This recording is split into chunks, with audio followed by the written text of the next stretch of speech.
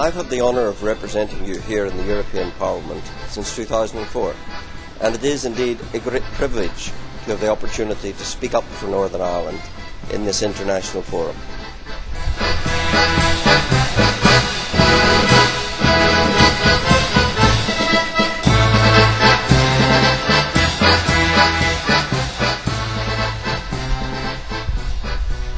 With less than a third of 1% of the EU's population, Northern Ireland's issues could be easily swamped, particularly at a time of ever-competing demands from right across Europe.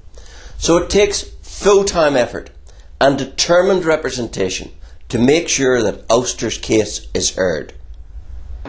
Whether in committee in Brussels or in the plenary sessions in Strasbourg, organisation at Mr. Brun, or in persuading colleagues, or in lobbying departments back home, I have dedicated myself to being heard on your behalf. I left a message yesterday that his single farm payment had been withheld.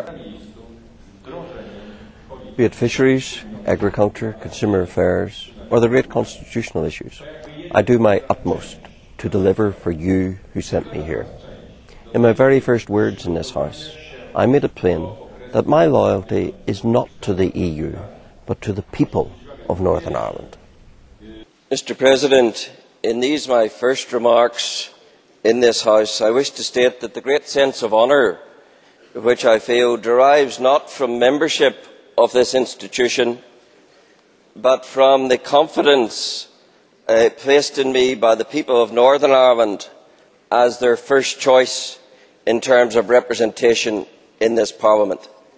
It is to them, not to the institutions of Europe, that I owe my allegiance, and my purpose in being here is to defend and promote the interests and good name of Northern Ireland and secure for its people their fair share of European funding.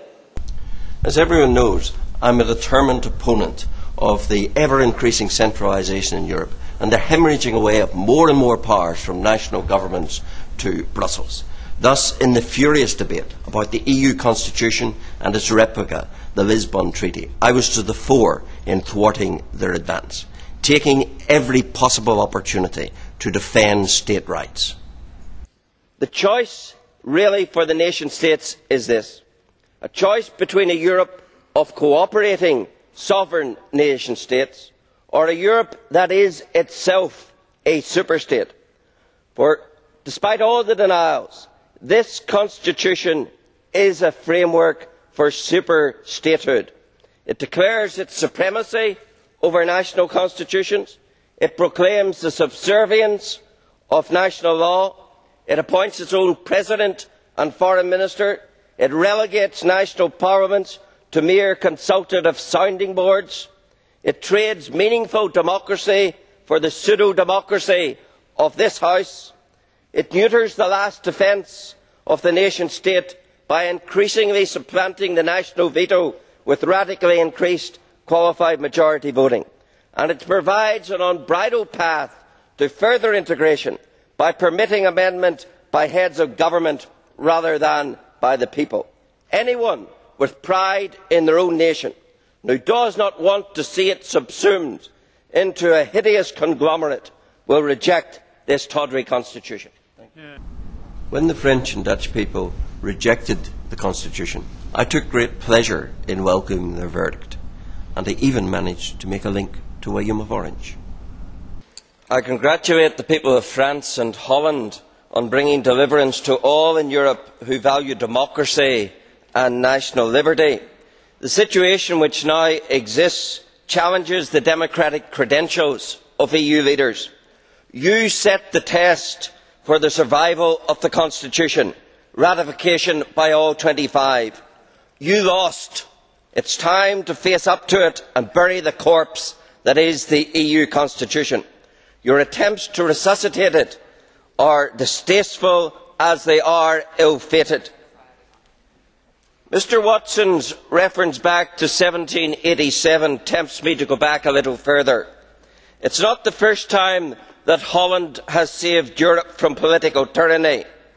This very week In that most notable of years, 1690, William Prince of Orange landed at Carrickfergus in my constituency and brought us in the United Kingdom the glorious Revolution and the Williamite settlement.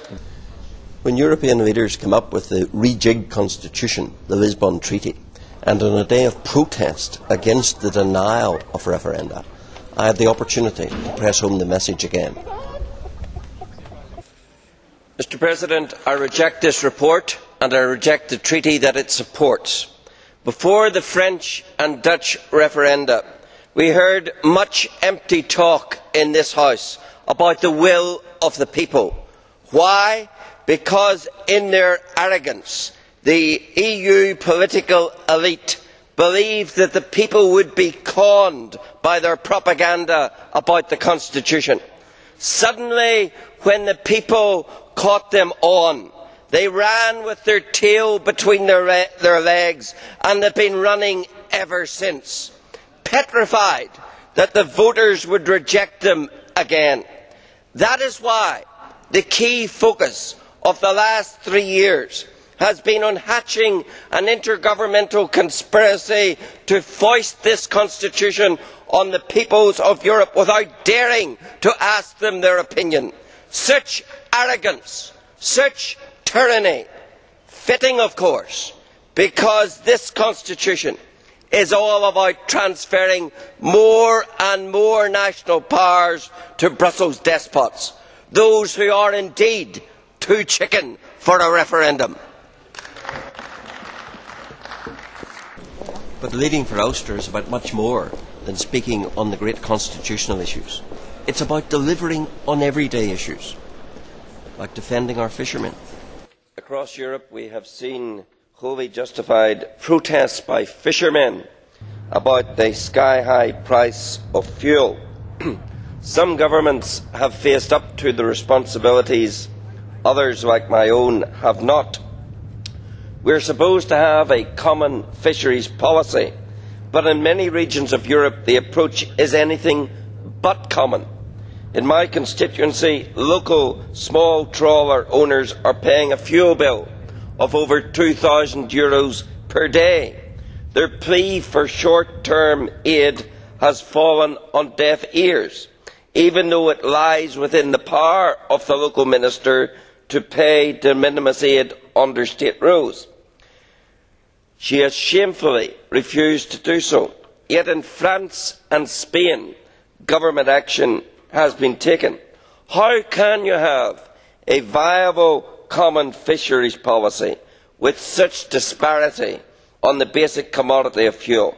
I condemn Minister Gildernew's indifference and call not just for short-term aid, but a long-term fuel strategy for our fishing sector.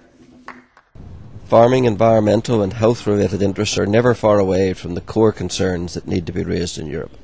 The ramifications of strategic decisions made in Brussels require constant attention to agricultural and food issues.